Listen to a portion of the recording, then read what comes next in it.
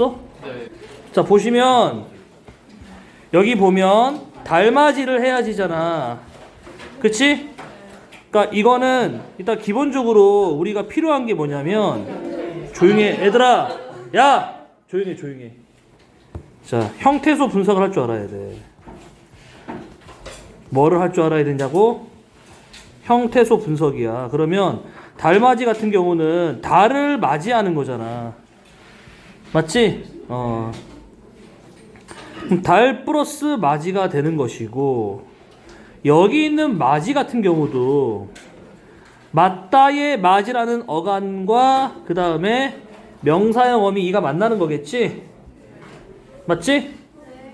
그러니까 전미사 이가 만나는 거니까 아마 여기 이 식구항에 해당하는 여기에 해당하는 걸 거고, 당연히 어간 어미 같은 경우는 밝혀 적어야 되는 거지. 뭐에 맞게?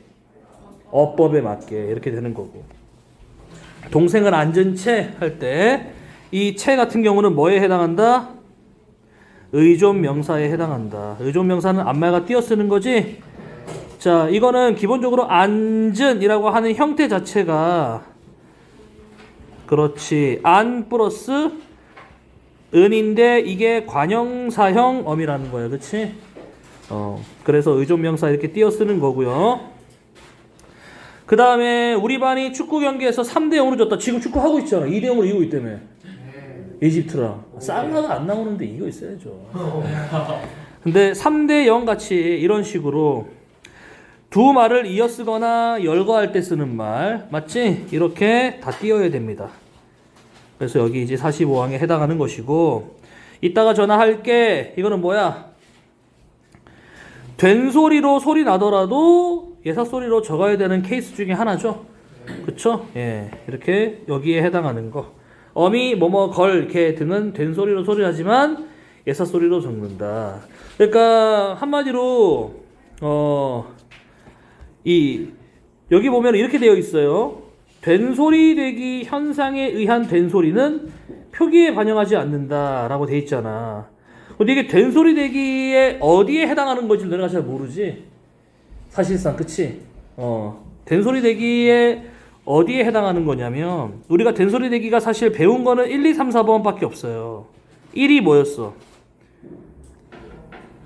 파열음끼리 만날 때지. 2가 어감 받침 니은 미음 뒤에 있는, 맞지? 3이 관형사형 어미 리을 뒤에 의존 명사가 사실상, 그치? 근데 여기 할게 같은 경우는 이게 분석을 하면 어떻게 되냐면, 일단 하가 되겠지, 어간이. 맞지? 여기에 뭐가 붙어? 어미 리을이 붙는 거고, 그치? 맞지? 네. 그 다음에 뒤에 뭐뭐 개라고 하는 어미가 또 붙는 거야. 기본적으로. 맞지? 그러면 사실 이거는 이것도 어미고 이것도 어미야. 어간하고 어미는 전부 다 밝혀 적어야 되잖아. 맞지? 그러니까 깨라고 하는 어미가 아닌 거야. 이해됐어? 그러니까 이거는 사실 이렇게 적어 놓으면 안 되는 거예요. 된 소리로 소리 나지만 예사 소리를 적는다라고 하는 게, 여기는 된 소리 되기 현상에 의한 게 아니거든요. 근데 왜 이렇게 적어놨는지 모르겠네요. 물음표? 그러니까 정확히 얘기하면 이것도 엄밀히 말하면 어간하고 어미 같은 경우는 구분해서 밝혀 적어야 되는 원리에 의해서 사실 이렇게 적는 거다라고 하는 게 정답이다. 오케이? 4번은 뭐였어, 얘들아? 된소리 대기? 한자어 받침 리을 뒤에 디귿이었지, 지읒이었지, 그치? 그러니까 적어도 된소리 대기 현상 이 4개에 해당하느냐 안 하느냐를 먼저 1차적으로 적용할 수 있어야 된다. 그쵸? 그러니까 여기 사실은 여기 54방에 이걸 따로 적어 놓은 거는 이거 외에 다른 원리로 설명하기가 힘들어서 그래요. 그래서 따로 적어 놓은 거고, 어제 만난 그 사람은 말을 잘하, 드라, 더라. 그러니까 드하고 더의 의미는요. 뭐 이거는 드하고 더의 의미는 이게 드라, 더라 할 때 더라도 마찬가지고 뭐 던도 마찬가지고요. 더가 들어가면 전부 다 과거와 관련된 언급이다 라고 생각하시면 돼요. 이제 여기보다 더 확실하게 구분이 되는 게 뭐냐면 든지와 던지죠. 맞죠? 먹든지 말든지, 먹든지 말든지 든지를 써야 됩니다. 선택인 경우는 든지예요. 선택. 선택, 여기는 회상 이거죠. 과거를 회상하는 거. 어찌나 맛있던지 할 때 던지예요. 잘하더라. 어제 과거죠. 그쵸? 그러니까 잘하더라가 돼야 돼요.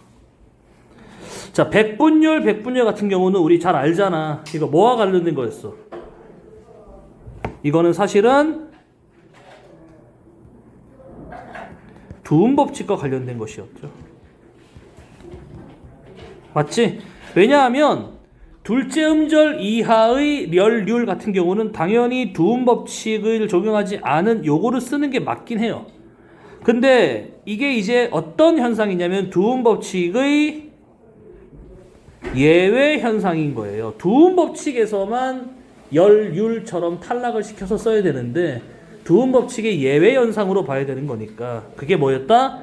모음이나 니은 받침 뒤에 열율 같은 경우는 탈락시켜가지고 쓴다라고 하는 거 꼭 기억해 두시고 문제로 자주 나옵니다. 그 다음에 누리집 게시판에 올라온 글인데 자 틀린 거 고쳐보자 라고 돼 있죠. 기분이 몹시 상했어요. 몹시 고치고 자 근데 오늘 등교길에 만나 등교길 왜냐하면 이거는 뭐예요? 한마디로 등교길 같은 경우는 사이시옷이죠. 그렇죠? 사이시옷 문제가 반드시 나올 거다. 사이시옷 같은 경우는 사이시옷의 조건에 대해서 여러분들이 이해를 하고 계셔야 되는 거죠.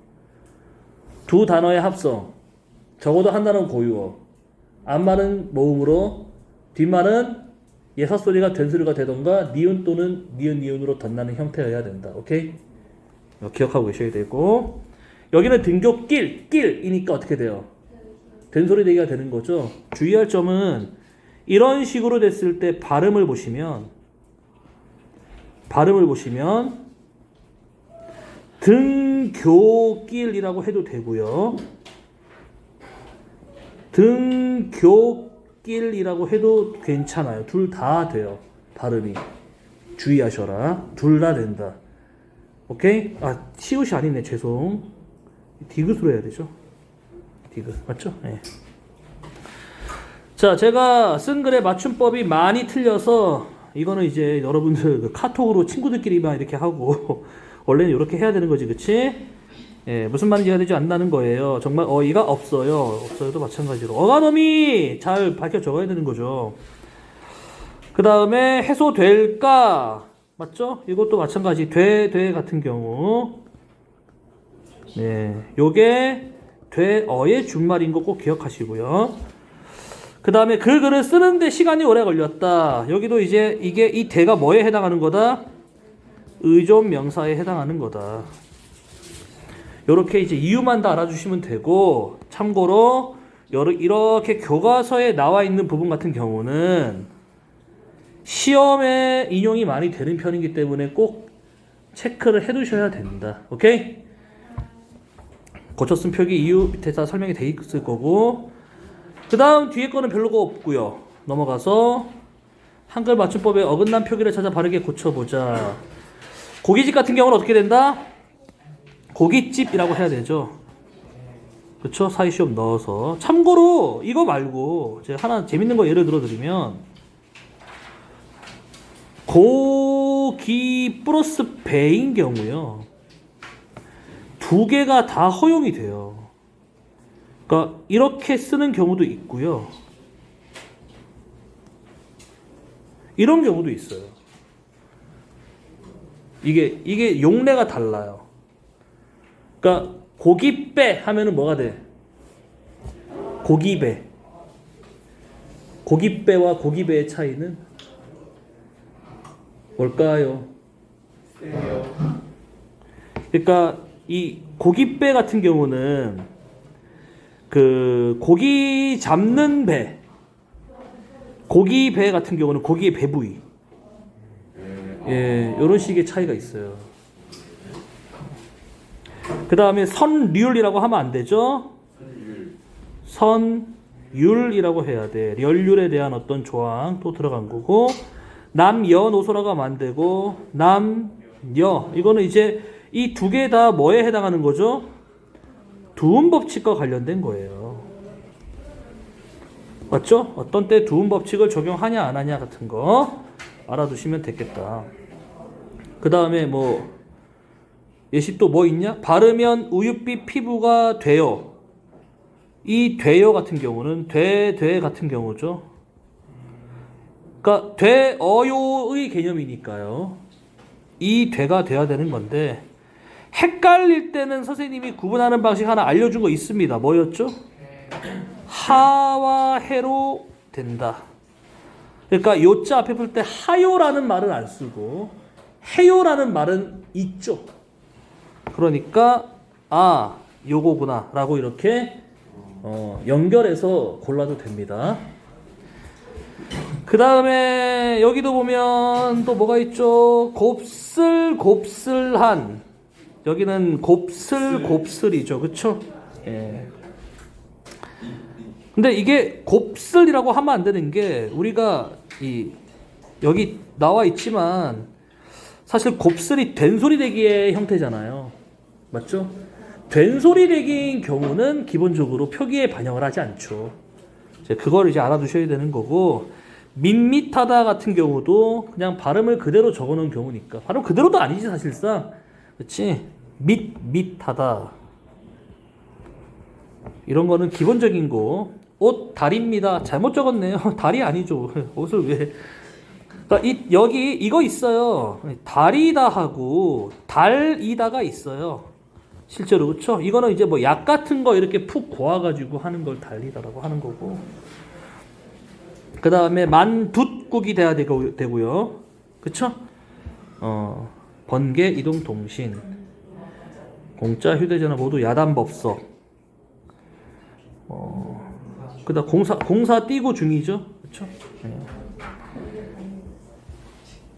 자, 쭉쭉쭉쭉 끝 되는 거죠. 그쵸? 네, 여기까지. 네, 여기까지 될 것 같습니다. 넘어가고요. 바로 반통의 물로 갑시다.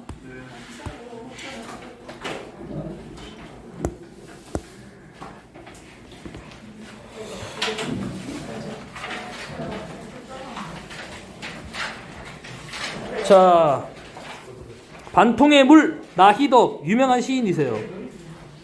네, 나희덕 시인, 개인적으로 좋아하는 시인입니다. 시가 되게 까리하다. 오케이? 자, 보겠습니다. 일단은 교술갈래예요. 교술갈래. 교술갈래의 특징. 이거부터 해볼까? 교술갈래의 특징. 교술갈래의 특징이 뭐지 얘들아? 제일 큰 특징은 이거야. 자유롭게 쓴 글이야. 이즈 형식에 구애받지 않는다죠. 형식이 없죠. 그냥 자유롭게 쓰면 돼요. 근데 구조는 있어요. 어느 정도 구조는 있다. 어떤 구조냐면 경험에 따른 깨달음이 대부분이에요. 경험에 따른 깨달음. 깨달음을 전달해주는 형식이 많기 때문에 다분히 교훈적이고, 그렇죠? 그 다음에 수필이라고 하는 것이 종류가 여러 가지가 있는데, 그러니까 이것도 중학교 때 다 배우는 건데요. 경수필이라고 돼 있잖아요. 가벼운 형태의 수필이라고 생각하시면 돼요. 대부분이 경수필이야. 반대 개념이 뭘까? 경수필과 중수필은 어떤 특징이지? 사회적 이슈나 현안에 따른 또는 담론이 필요한 어떤 그런 화제에 대한 글을 중수필이라고 하고, 대부분 좀 칼럼 이상의 무게감을 지니고 있는 논설문에 준하는 수필이 보통 중수필이에요. 맞죠? 그래서 여러분들 그 중학교 교재에 있는지 모르겠지만 우리 법정 스님이 이제 또 수필의 대가 아닙니까? 법정 스님 들어봤어요? 법정 스님? 우리나라에서 성경책 다음으로 많이 팔린 책이 수필집인데 법정 스님의 무소유라는 책이에요. 궁금하지 않아? 무슨 내용인지? 성경책 다음으로. 성경책 많이 팔리는 거는 인정이잖아. 교회마다 다 살 거 아니야. 우리나라 교회가 몇 개인데 끊임없이 사거든요. 그러니까 성경책이 제일 많이 팔리는 거다. 그거는 뭐 교과서 팔리는 느낌인 거지. 수학의 정석 이런 거 팔리는 거랑 비슷한 건데 느낌이. 근데 수학의 정석 요즘에 안 사죠? 어려워서 안 사나? 쉬워서? 구려서? 잘 모르겠는데 저 때는 라떼는 하면 안 되지. 라떼는 수학의 정석 하나 끝내면 수학 끝났거든요. 수학책은 정석책 한 권으로 끝냈어요. 진짜로. 거기 뒤에 있는 연습 문제가 정말 극악의 난이도여가지고 선생님이 기억나는 게 뒤에 있는 연습 문제 한 문제를 풀려고 이틀을 소비했던 기억이 나요. 이틀 동안 그 한 문제 풀었는데 답이 안 나오는 거야.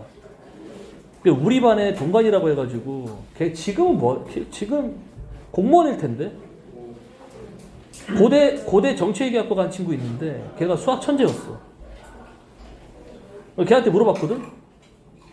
그러니까 20초 만에 풀었어. 이렇게. 야, 이거잖아. 현타 바로 왔어요. 이게 능력자는 좀 다르구나라는 느낌이 들었어요. 선생님도 제일 좀 고비였던 과목이 수학이었어. 아무래도 문과이기도 하고. 법정 스님의 수필 중에 되게 유명한 수필이 아까 말했듯 무소유라는 수필이 있는데 이거는 경수필이에요. 그러니까 자기가 난초 기른 경험, 개인적인 경험이잖아. 가볍지. 근데 먹어서 죽는다라는 글이 있어. 이거 혹시 읽어봤냐? 먹어서 죽는다. 먹어서 죽는다. 제목이 역설적이죠. 먹어서 죽는다. 먹어서 사는 건데 못 먹어서 죽는 거 아니야 대부분? 근데 먹어서 죽는다 이게 무슨 의미겠어? 그러니까 요즘에 질병이라고, 옛날에는 질병이라고 하는 게 비위생과 영양 부족으로 대부분 병이 났거든. 실제로 못 사니까. 근데 지금은 비위생과 영양 부족으로 영양실조로 병 걸리는 경우가 있나요? 대부분 어떤 병이냐? 너무 많이 처먹어서 병이 나. 너무 많이 처먹어서. 맞잖아. 너무 많이 먹어서. 그러니까 현대인의 어떤 이 식습관의 어떤 형태에 대해서 좀 비판적인 입장에서 쓴 글이에요. 옛날에는 못 먹어서 죽는다는데 오늘날에는 먹어서 죽는 사람들이 많다. 이거는 좀 잘못된 것이 아닌가라고 이제. 이거는 사실 사회적인 어떤 이슈나 담론에 대한 글이라고 볼 수 있잖아요. 이거는 중수필이에요. 이런 글은. 그러니까 수필이라고 하는 것이 경수필이나 중수필이냐고 하는 것은 기본적으로 다루는 중심 화제의 무게감으로 보통 측정을 합니다. 뚜렷하지도 않아요. 자, 여기는 어떤 제재로, 어떤 경험으로 밭을 가꾸면서 얻은 깨달음. 그치? 읽어볼게요. 좀 넉넉히 넣어요. 넉넉히. 당근 씨를 막 뿌리는 남편에게 난 몇 번이나 말했다. 다른 씨앗들은 한번 키워봤기 때문에 감을 잡을 수 있겠는데 부추 씨와 당근 씨는 올해 처음 뿌리는 것이나 대중이 서지 않았던 것이다. 참고로 말해서 이 나이덕 시인이 이 농사를 이제 뭐 이렇게 귀농까지는 아니고 내가 알기로 주말 농사 뭐 하러 이렇게 시골 내려갔다 왔다 하시는 그런 분이거든요. 이거 하면서 깨달은 게 되게 많아가지고 수필을 되게 많이 썼어요. 그러니까 이거 말고 다른 수필도 막 있어. 나중에 볼 일이 있을 텐데 재밌는 거 많아요. 게다가 아까부터 밭 주변을 종종거리는 참새 서너 마리가 어쩐지 마음에 걸린다. 여기서 이제 하나 알 수 있는 글쓴이의 어떤 성격을 엿볼 수 있는 게 참새 서너 마리가 마음에 걸린다. 아무도 마음에 안 써요. 원래 이런 경우. 그쵸? 근데 이제 자연 내지는 생명을 중시하는 어떤 마인드를 갖고 있다 보시면 되겠죠. 작년에도 너무 얕게 씨를 뿌려 낭패를 본 적이 그게 아니네. 새들이 다 쳐먹어가지고 이거네. 그쵸? 취소. 씨 뿌린 지 2주일이 넘도록 싹이 나오지 않아 웬일인가 했더니 새들이 와서 잘 잡수고 간 뒤였다. 그제야 농부들이 씨를 뿌릴 때 적어도 3알 이상씩 심는 뜻을 알 것 같았다. 하나는 새를 위해, 하나는 벌레를 위해, 또 하나는 사람을 위해. 여기였네. 여기. 자연과 나눌 줄 아는 넉넉한 마음. 이게 이제 자연, 여기 파트네. 생명 중시하는 거. 워낙 넉넉히 뿌린 탓인지 새들이 당근씨를 별로 좋아하지 않는 탓인지 당근싹은 좀 늦긴 했지만 촘촘하게 돋아났다. 처음엔 그 어렵게 튀어낸 이쁜 싹들을 솎아내느니 차라리 잘고 못생긴 당근을 먹는 게 낫다고 그냥 두었다. 솎아내기를 안 한 거죠.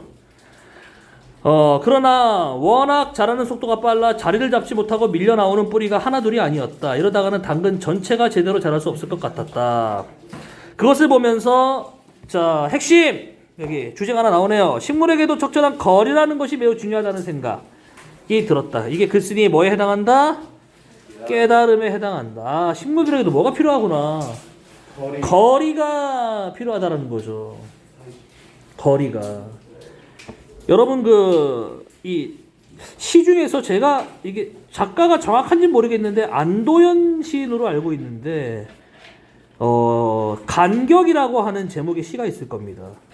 이게 뭐냐면 멀리서 보면 촘촘할 것 같은 나무도 실제로 숲에서 멀리서 봤을 때는 촘촘함이 나무가 있는 것 같거든요. 근데 실제로 숲을 들어가면은 나무들 간이 절묘한 간격을 갖고 있어요. 서로 닿을 듯 말 듯한 가지들이. 맞죠? 이게 사실 인간에게도 이게 해당하는 내용인데 적절한 거리가 없으면은 항상 문제가 생기는 거예요. 부딪히면서. 식물도 그렇듯 사람도 그러하다. 라고 하는 어떤 유추의 의미에서 이런 시도 있다. 사람과 사람 사이에서도, 그러니까 이게 이거죠. 사람과 사람 사이에 지켜야 할 최소한의 거리가 깨졌을 때 이런 폭력과 함멸이 생겨나는 것처럼 이라고 하는 거 보니까 이제 요렇게 아니 반대인가요? 식물에게도 그러니까 반대겠죠. 이렇게 유추를 한 거죠. 그렇죠? 빗대어 표현한 거. 좁은 땅에 서로 머리를 디밀며 얽혀있던 그 붉은 뿌리들에게 어떤 아우성이 들려오는 것 같았다. 내가 그들을 돕는 길은 갈 때마다 조금씩 솎아주어서 그 아우성을 중지하는 일이었다. 농사를 배운다는 것은 그들의 적절한 거리를 익히는 과정이 아닐까. 첫 번째, 당근 씨를 뿌리면서 식물들에게도 거리가 필요하구나라고 하는 깨달음을 얻었다. 이게 첫 번째 깨달음이죠. 미운 풀이 죽으면 고운 풀도 죽는다는 속담이 있다. 처음 들어보는데. 김을 맬 때마다, 김매기가 뭔지 알아? 풀 뽑는 거지? 잡초 뽑는 거. 나는 그 말을 자주 떠올린다. 그럼 내가 뽑고 있는 잡초는 미운 풀이고 키우고 있는 채소는 고운 풀이란 말인가? 곱고 미운 것의 기준은 어디에 있을까? 자, 이거죠? 곱고 미운 것의 기준은 어디에 있을까? 사람이 먹을 수 있냐 없냐에 따라 잡초와 채소를 구분하여 하나는 죽이고 하나는 살리는 것이 이른바 농사다. 농사라고 하는 것에 대한 사실은 좀 비판 성찰이 들어가는 거죠.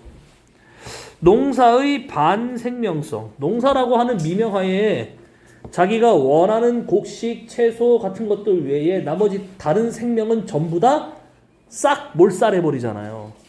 어찌 보면 굉장히 잔인한 행위일 수도 있는 것이 농사다라고 하는 거지. 그치? 근데 중요한 건 이 곱고 미운 것의 기준이 어디까지나 누구? 인간에게 얼마나 득이 되는가. 이게 기준이 되는 거잖아요. 그쵸?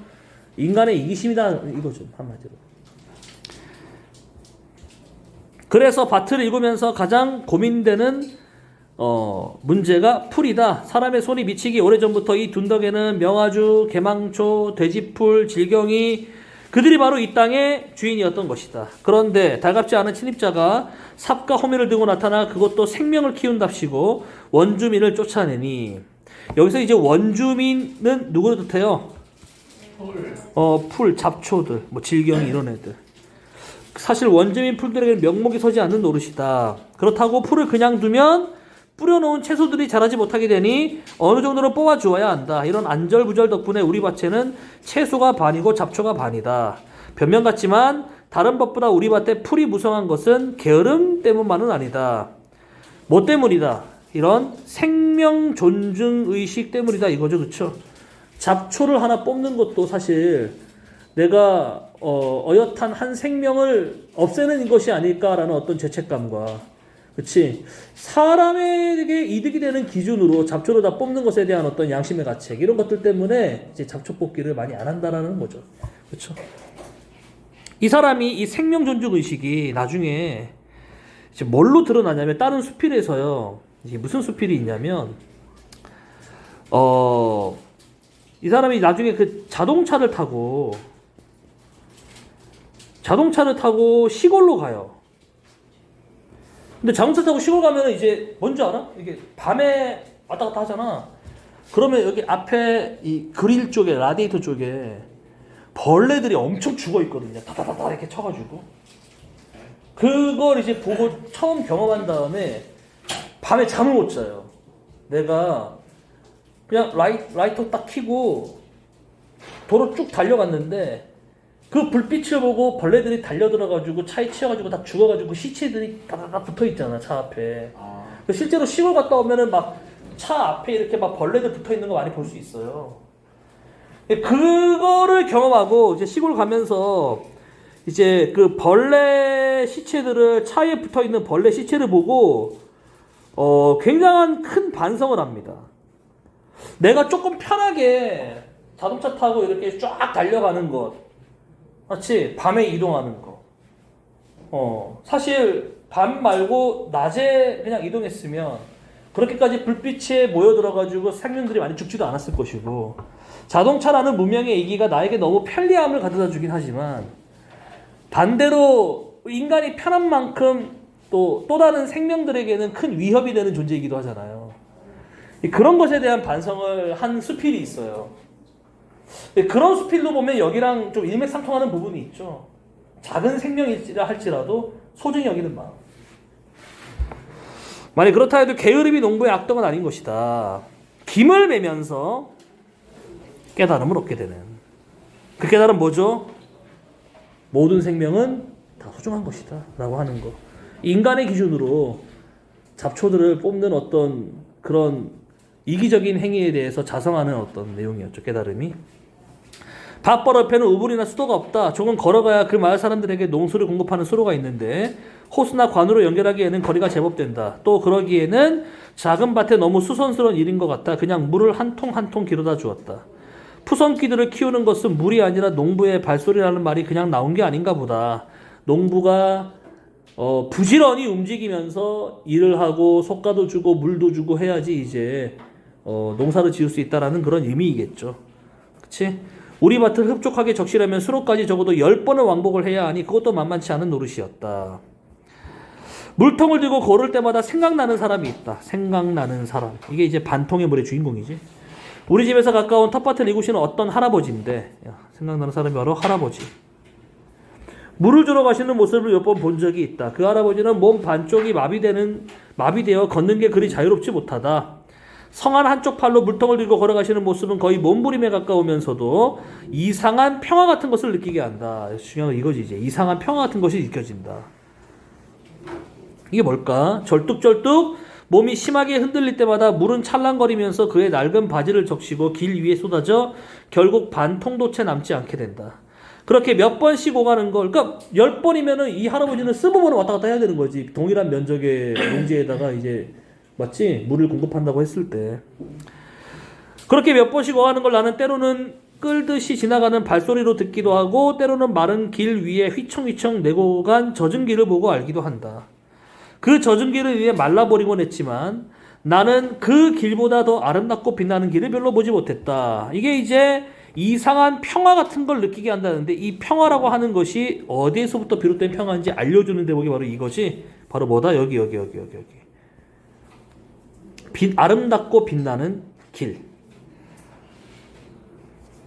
왜? 할아버지가 생명을 소중히 여기는 마음이 느껴지는 것이기 때문에. 그리고 어느 날부터인가 나 역시 그 밭의 채소들처럼 할아버지의 발소리를 기다리게 되었다. 반통의 물을 잃어버린 그 발소리를. 물통을 나르다가 문득 이런 생각이 들곤 한다. 내가 10번 오가야 할 것을 그 할아버지는 20번 오가야 할 것이지만 내가 이 채소들을 키우는 일도 그 할아버지와 크게 다르지 않은 어떤 안간힘 때문은 아닐까. 옛날에 이거 문제 많이 나왔는데, 이게 발음이 안간힘이잖아요. 근데 이거 발음이 안간힘이에요. 그래서 애들이 이거 진짜 이상하게 생각해. 표준 발음이 안간힘이거든요. 근데 바뀌었어. 또 추가됐어. 안간힘이라고 해도 상관없어요. 그 내가 말했던 2019년 12월에 패치가 돼가지고 발음이 둘 다 허용이 됐어. 그래서 둘 다 됩니다, 사실상. 옛날에는 제가 진짜 2019년 이전에는 이것도 이제 많이 애들한테 얘기해줬어요. 이거 표준 발음이 안간힘이다 이렇게. 근데 지금은 안간힘이라고 해도 상관없습니다. 그때도 안 믿었어요. 그러면 그때 아니면 그때는 뭐 이렇게 믿었겠죠, 애들이. 자, 몸에 피가 돌지 않는 것처럼 문득문득 마음 한쪽이 굳어져 가는 걸 느끼면서 절뚝거리면서 그러면서도 남은 반통의 물을 살아있는 것들에게 쏟아붓고 싶은 마음, 그런 게 아니었을까? 할아버지, 솔직히 근데 이 할아버지에게 그런 아주 그 원대한 어떤 사상이라던가 가치관을 이렇게 사실은 부여할 수도 없거든요. 시골에서 그 농사 짓는 할아버지들 보면 막 쌍욕하면서 막 이렇게 물 뿌려. 에이씨, 아주 그냥 귀찮아 죽겠네면서 이제 물 붓는데 그래도 생명을 소중히 하는 마음이 있지 않을까라고 하는 거지. 나는 솔직히 말하면 농사를 짓는 사람들이 실제로 생명을 소중히 여긴다라고 하는 것보다는 어떤 게 더 강하냐면 꽃 같은 거 기르는 사람들 있잖아요. 사실 꽃밭에 물 주는 사람들, 이런 사람들이 진짜 생명 소중인 거지. 사실 뭐 꽃 길러봤자 나한테 아무 이득도 없거든요. 그리고 그 꽃이라고 하는 게 펴가지고 우리에게 즐거움과 아름다움을 주는 시기도 사실 되게 짧아요, 사실은. 근데 그걸 보기 위해서 그 꽃밭도 관리하고 이렇게 하시는 분들이 진짜 백이지. 여기는 할아버지가 먹고 살라고 하시는 걸 수도 있잖아요, 사실상. 그쵸? 여간 좋게 생각하면 그런 것이다. 몸이 불편하면서도 20번 왕복하면서 밭에다가 물을 이렇게 끼얹는 할아버지의 모습이 생명을 소중히 여기는 어떤 모습으로 비춰질 수 있다. 이 짤막한 이야기들은, 여기 짤막한 이야기들 에피소드가 몇 개 있어요? 3개죠. 그렇죠? 러브 액툴러처럼 3개의 에피소드가 이루어져 있지. 첫 번째 뭐 당근 씨를 솎아주지 않음으로써, 그치? 그 식물들에게도 일종의 뭐가 필요함을, 간격이 필요함을 깨달은 것. 두 번째는 잡초를 뽑는 것에서, 김매는 것에서 인간의 기준으로, 맞지? 이로운 것과 해로운 것을 어떤 규정지어서 그 반생명적인 어떤 특성을 지닌 농사를 짓는 것에 대한 자성. 세 번째는 생명을 소중히 여기는 마음, 반통의 물로. 이렇게 볼 수 있겠습니다. 자, 그렇게 밭을 가꾸는 동안 절뚝거리던 내 영혼의 발소리 같은 것이다. 감히 농사라고는 할 수 없지만 자연과의 행복한 합일이라고도 부를 수 없지만 그 어둠과 불구에 힘입어 푸른 것들을 만나러 가곤 했다. 여기서 푸른 것들이라고 하는 것은 이제 기르는 작물들이겠죠. 자연. 그들에게 물을 주고 돌아오는 물통은 언제나 비어있다. 생명을 소중히 여는 마음이 잘 나타난다. 이 정도로 해석하면 될 것 같아요. 자, 어려운 거 없고 넘어가면 됩니다. 쭉쭉쭉쭉 넘어가고요. 뒤쪽에 뭐 글 있나? 가난한 사람 노래 이거 하면 되죠. 뒤쪽에 글은 아니고 이거는. 이거 나중에 엄청 뒤에 있는 거 아니야 이거는? 신경이 가난한 사람 노래? 그쵸? 두근두근 내 인생 뒤쪽에 있는 거구나. 두근두근 내 인생 안 하죠 이번에는. 그거 재밌는데. 두근두근 내 인생 재밌어요. 영화 시나리오인데. 자, 다른 사람에게 편견을 가졌던 경험을 떠올려보고 그 사람을 시의 화자로 삼아 모방시를 써보자. 모방시를 쓰는 게 목적인데, 그러니까 이거는 사실은 모방시를 써보자 했으면 이거는 어느 파트인 거야? 수행평가 파트에서 활용되는 학습활동인 거죠. 그 실제로 여러분들이 모방시를 써야 되는 거지. 근데 그러지 않고 했어요? 진짜? 첫사랑으로 했다고? 신경님 보겠습니다. 뭐 됐고. 신경님 어떤 사람이냐? 이 사람 참여 시인입니다. 우리가 참여시라고 하는 게 뭐냐면, 참여시라고 하는 게, 조용히 해봐. 부조리한 사회에 대한 비판, 성찰. 이게 참여시거든요. 특히, 그러니까 근데 사실은 봐봐. 우리가 부조리한 사회라고 하는데 그 사회라고 하는 게 굉장히 지경이 넓잖아. 어떤 분야인지. 그래서 이 참여시라고 하는 게 이 사회의 어떤 면을 바라보는지, 뭐 예를 들어서 노동 아니면은 뭐 여성, 실제로 있어요. 이렇게 지금보다 옛날에 막 한 80년대 70년대 이때는 남녀 차별이 너무 심했으니까, 그치? 뭐 고명희의 뭐 우리 동네 구자명시 뭐 이런 시도 있고요. 그 다음에 정치, 이게 제일 많죠. 정치가 이제 독재, 군사 독재 정권에 대한 저항. 중학교 때는 배웠을 걸. 껍데기는 가라, 껍데기는 가라. 4월도 알맹이만 남고 뭐 이런 거 배웠잖아. 안 배웠어? 배웠지? 그게 대표적인 참여시예요. 그 다음에 이제 농촌에 관심이, 이제 사실은 얘들아, 농촌이 살만해진 건 얼마 안 됐어. 우리나라에서 농사 짓고 사는 게 진짜 빡세요. 근데 그럴 수밖에 없는 게, 생각을 해봐봐. 70년대 80년대 같은 경우는 60년대부터 산업 구조가 바뀌던 때지. 우리나라는 원래부터 농본주의를 비롯한 농경사 국가였는데, 근데 사실은 그게 최악의 선택이었죠. 우리나라는 사실 지도자를 잘 만났으면 좀 더 괜찮을 수 있었어요. 왜냐하면 위치가 딱 이제 신성 로마 제국의 거기 콘스탄티노플 그런 위치잖아요. 딱 강대국들 사이에서 이렇게 딱 튀어나와가지고 중개 무역하기 딱 좋은 거거든요. 일본 거에서 비싼 거 싼 거 중국에 비싸게 팔고, 중국 거 싼 거를 일본에 비싸게 팔고, 이렇게 중개 무역하면은 정말 돈 많이 벌 수 있는 나라야. 무역을 통해서 성장을 했어야 되는 건데, 우리나라가 이 성리학을 받아들임으로써 농본주의를 이렇게 표방하게 돼요. 그래서 이제 산업공상이라고 해가지고 농사 외에 뭐 이렇게 장사하는 것들을 굉장히 천시 여기게 돼. 근데 생각해보면 우크라이나처럼 우리나라도 이게 넓은 평야지대로 이루어져 있으면 농사도 상관없는데, 우리나라는 지형의 70%가 산간지역이거든요. 농사 짓기가 정말 구려. 그러니까 다시 경제가 성장할 수가 없는 거죠, 실제로. 그렇다고 일본처럼 땅덩이도 넓고 인구도 훨씬 많고, 일본은 우리보다 인구가 훨씬 많았어요. 늘 많았어. 일본이 우리나라보다 인구가 2배가 많아요. 1억 넘거든요, 인구가. 물론 우리나라도 이제 뭐 북한이랑 같이 합치면은 뭐 비슷비슷하게 된다. 근데 그래도 안 돼요. 땅덩이도 작고 훨씬. 근데 잘 생각해봐. 이제 광복되고 난 다음에 그 전까지 일제강점기 때까지도 우리나라는 그냥 농경사회였다고. 맞지? 그래가지고 뭐 방공령이니 뭐니 그런 거 나오면 전부 쌀 중심인 사회인 걸 알 수 있어요. 근데 이제 해방되고 나서, 광복되고 나서 전쟁도 겪고 경제 발전시켜야겠다 했는데, 이제 처음에 경공업에 손대고 그 다음에 이제 중공업에 손대고 이런 식으로 공업 중심의 산업 발전을 이루게 돼요. 그쵸?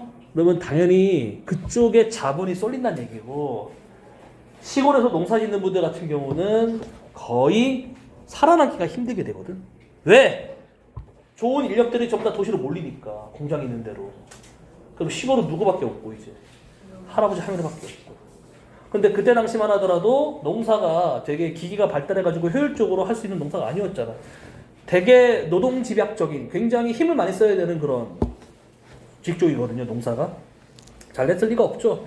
대부분 60, 70년대, 80년대 가면은 농사 하시는 분들이 전부 다 쫄딱 망합니다, 거의. 예. 그래서 이제 그런 어떤 농촌 경제의 어떤 부조리를 고발하는 어떤 그런 시를 많이 썼어요. 이 신경님이 목계장터라던가 또는 농무라던가 뭐 이런 시들이 이제 유명한데, 여기 있는 시는 또 다른 겁니다. 이건 이제 기본적으로 이런 참여 시인들은 소외된 계층에 대한 연민과, 그들을 어떻게 우리가 케어해야 되겠느냐라는 담론을 던지는 시를 많이 쓰거든요. 자, 보겠습니다, 한번. 가난한 사랑 노래, 이웃의 한 젊은이를 위하여. 이 이웃의 한 젊은이가 시의 주인공이자 이제 시적 화자. 가난하다고 해서 외로움을 모르겠는가? 서리법이죠. 외로움을 안다, 모른다? 잘한다. 너와 헤어져 돌아오는 눈 쌓인 골목길에 새파랗게 달빛이 쏟아지는데, 그쵸? 예, 여기 눈 쌓인 골목길, 새파란 달빛, 뭐다? 뭐다? 색채 대비지? 맞지? 감각적인 묘사예요.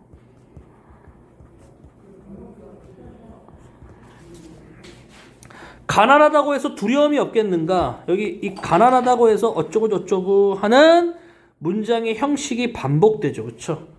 맞죠? 유사한 문장 구조가 반복되는 이제 구조이고요.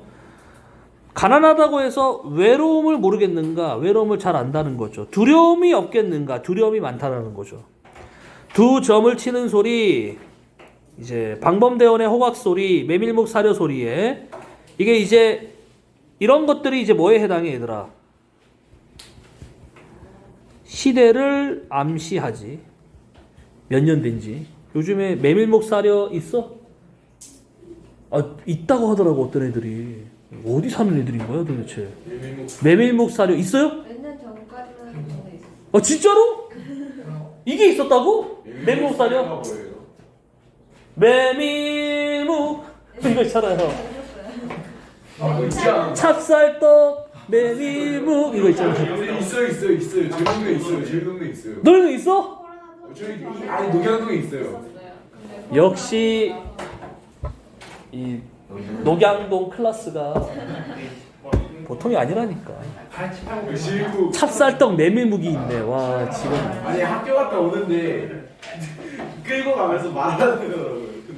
여름에 아이스크림 파는 사람 없지? 아이스케이크. 그건 없어요. 아이스케이크 없어요. 초등학생도 있었는데 진짜로? 학교 앞에서 아이스크림 파는 게 있어요. 진짜요? 요즘도 그 초등학교 앞에서 병아리 파냐? 아니 팔지 않아요? 팔아요? 매출이 팔지 않았죠. 그 되게 그 정말 어린이에게 상처 주는 그 아이템이잖아요. 되게 병아리 가져가면 며칠 안에 죽잖아 대부분. 근데 그건 팔아요. 아직도 달고나 그러면 찍어서 팔아요. 뽑기. 네. 뽑기는 아직 해?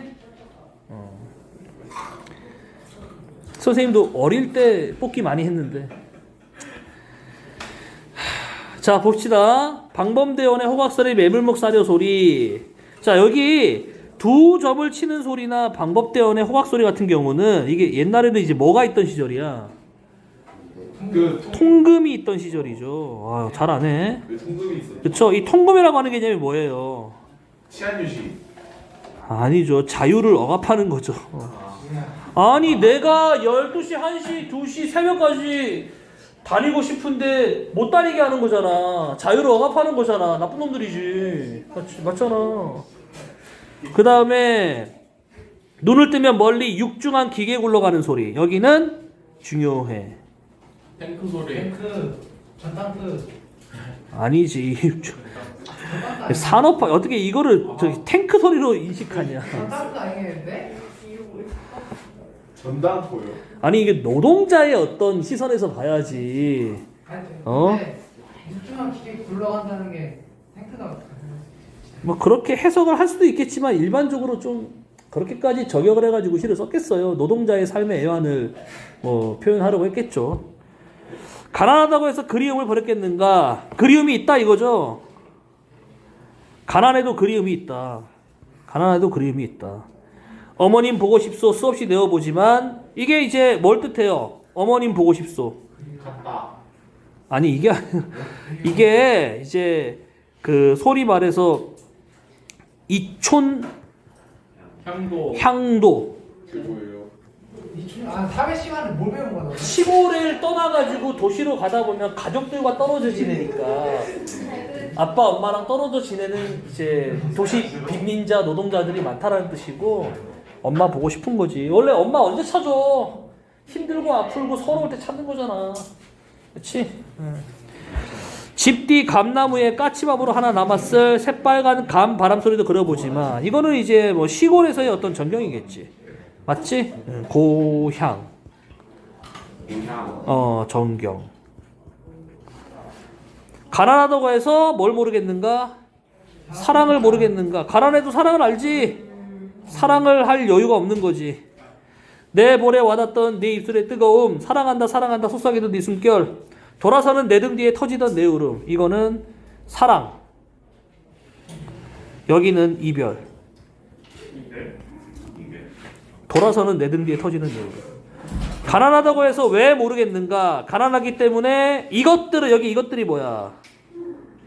여기 이 모든 것들, 외로움, 두려움, 그리움, 사랑, 이런 것들이 다 뭐 해야 된다? 버려야 한다. 왜 버려야 되죠? 왜? 가난해서. 가난하기 때문에. 그러니까 이런 감정들마저도 사치로 느껴지는 겁니다. 맞죠? 어떤 생활의 고통 속에서는. 그치? 이게 누구 이게 학자 이름은 기억이 안 나는데 욕구 단계설이 메슬로우다. 기억났다. 메슬로우라고 하는 학자가 있어요. 이 사람이 주장한 게 욕구 단계설이야. 이게 뭐냐면 사람은 1차원적인 욕구가 충족되지 않으면 2차, 3차, 4차, 5차원적인 욕구를 충족할 수 없다라는 건데, 그러니까 기본적으로 뭐 식욕이라든가 뭐 수면욕 이런 것들이, 뭐 배설욕 이런 거 있죠. 이런 것들이, 배설욕이 있어요 실제로. 너네 똥오줌 못 싸면은 그 엄청난 고통이야. 맞지? 이런 1차원적인 어떤 그런 욕구를 충족하지 못한 채 그 위에 사랑이라던가 뭐 이런 욕구를 추구할 수가 없거든요, 기본적으로. 그러니까 옛날에 이 1980년대 이럴 때의 도시 빈민자 노동자들은 사실상 그런 최소한의 어떤 욕구조차 좀 해결하지 못한, 그렇기 때문에, 가난하기 때문에 그 모든 어떤 그 감정들을 다 억누르고 참아야 하는 그런 삶을 살았다, 뭐 그런 내용의 시일 겁니다, 아마도. 그쵸? 그렇게 보시면 되겠고요. 예, 넘어가시고, 설득하는 글 읽기 여기로 가보면, 여기는 용기 있는 이단자들의 반란인가? 얘들아? 한번 읽어보겠습니다. 이건 칼럼이네요. 칼럼. 논설문이죠. 어떻게 보면 중수필이라 볼 수도 있어요. 갈릴레이와 존 스노의 사례면 제목을 보아하니 용기 있는 이단자, 아마 정상과학에 도전하는, 맞지? 뭐 그런 내용의 일일 거네요. 여러분 이거는 잘 읽어두는 게 좋은 게, 아마 과학사의 어떤 단면을 화제로 하는 글일 것 같거든요. 이거 수능에서도 되게 자주 나오는 화제예요. 과학사의 단면. 오케이? 과학사를 들춰보면 기존의 학문체계에 도전했다가 곤욕을 치른 인물들의 이야기를 전혀 만날 수 있다. 대표적인 인물이 천동설을 부정하고 지동설을 주장한 갈릴레이다. 갈릴레이. 이것 때문에 재판도 받죠? 주장해서 재판에 죽기 싫어가지고 이제 천동설이라고 하는 것을 인정합니다. 그러고 이제 나오면서 조용히 혼자서 그래도 지구는 돈다라는 명언을 때렸던. 그렇지. 천동설을 지지하던 당시의 권력층은 그들의 막강한 힘을 이용해서 갈릴레이를 신의 권위에 도전하는 이단자로 욕하고 목숨까지 위협했다. 갈릴레이가 영원한 침묵을 맹세하지 않고 계속 지동설을 주장했더라면 그는 단두대의 이슬로 살았을지도 모른다. 죽었다 이거지? 이처럼 천동설을 믿었던 당시의 사람들에게 갈릴레이는 진리의 창시자가 아니라 그저 불온한 이단자에 불과했다라고 하는 거죠.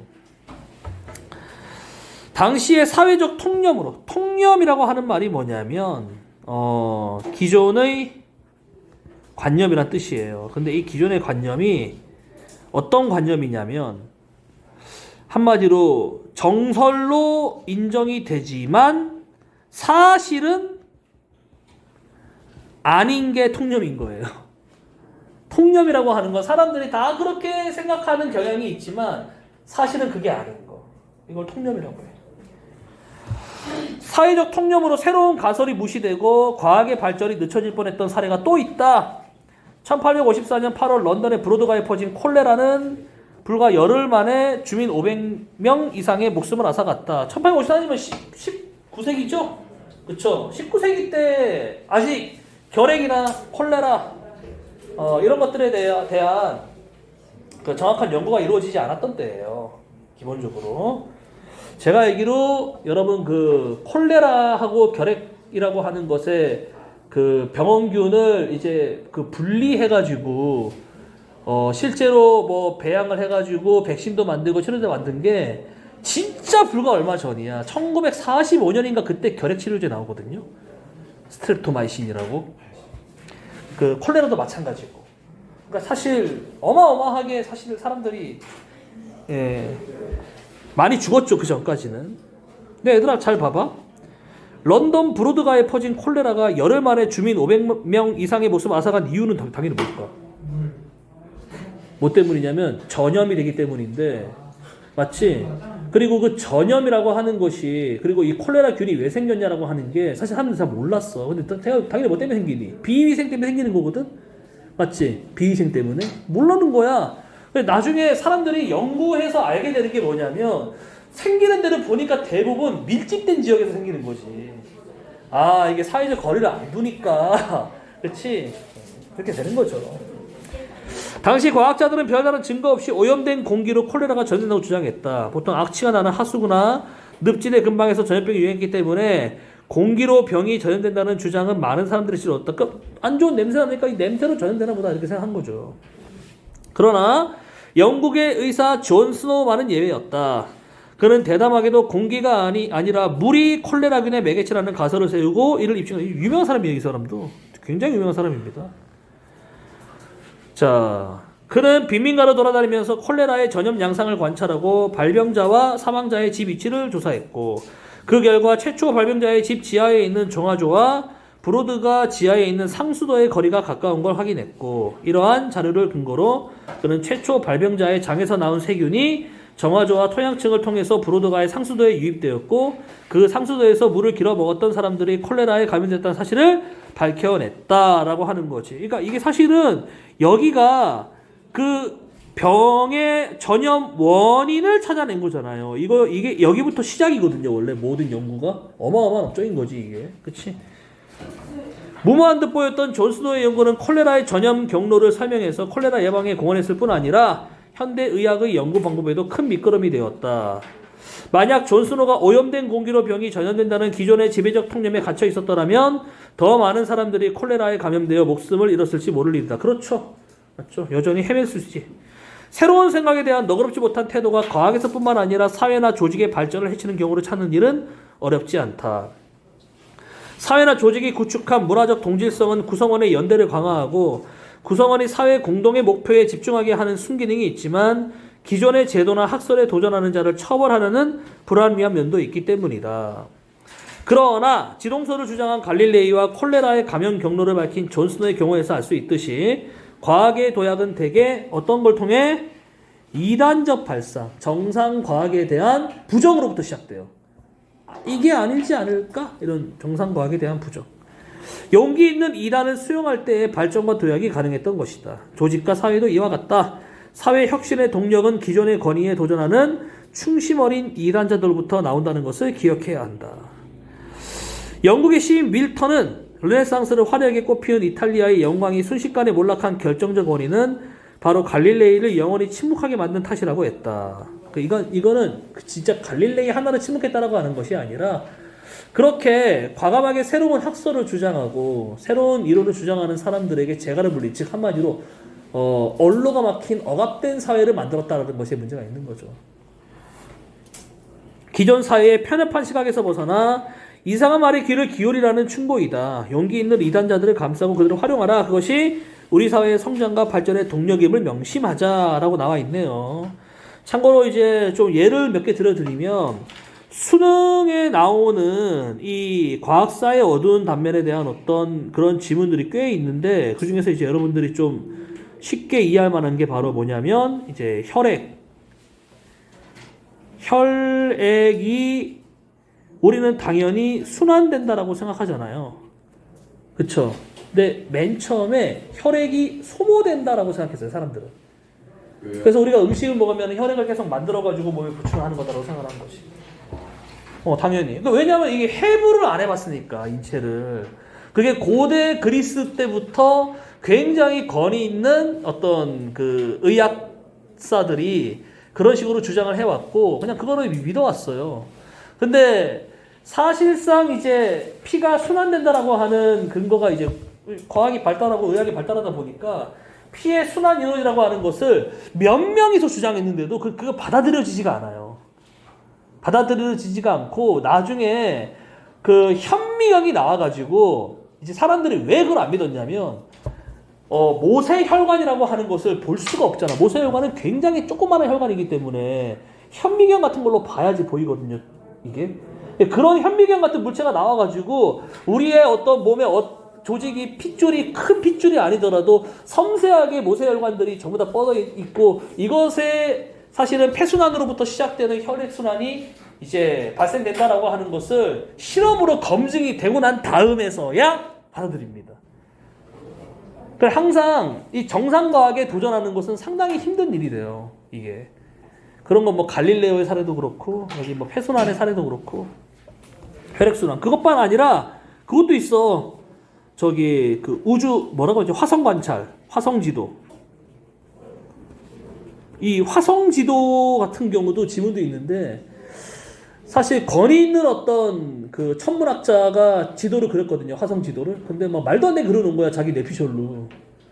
근데 아마추어인 천문학자가 있었어요.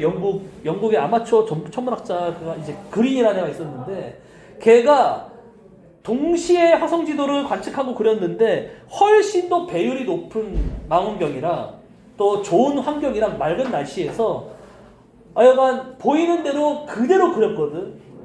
근데도 그 지도가 이렇게 신뢰할 수 없다라고 묵살당하고 그 이제 권위 있는 이탈리아의 스키아파렐리라고 할 거예요. 거기 있는 천문학자가 그 화성에 실제 하지도 않는 이제 그 운하라고 하는 어떤 뭐 선들을 이렇게 막 그어놨어. 이게 실제로는 그런 게 없거든요, 화성이.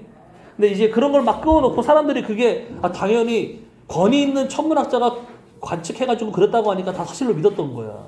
근데 알고 보니 나중에 이제 훨씬 더 배율이 높은 망원경이 나와가지고 실제로 관측을 해보니 화성에 그런 게 없었던 거지. 그런 경우도 엄청 많아요, 실제로. 한 번 권위가 쌓이게 되면은 그 쌓여있는 권위를 무너뜨리는 것은 정말 힘들거든. 맞지? 근데 그거를 타파하면서 과학이 발전하는 거예요. 사실. 그래서 이 글에도 마찬가지로 두 가지 측면에서 다 살펴봐야 될 것. 우리가 용기 있는 이단자가 될 수도 있고 그런 용기 있는 이단자들의 말을 수용할 필요도 있어요. 맞죠? 예. 그런 어떤 사회적인 어떤 분위기가 형성될 때 더 발전할 수 있다 이겁니다.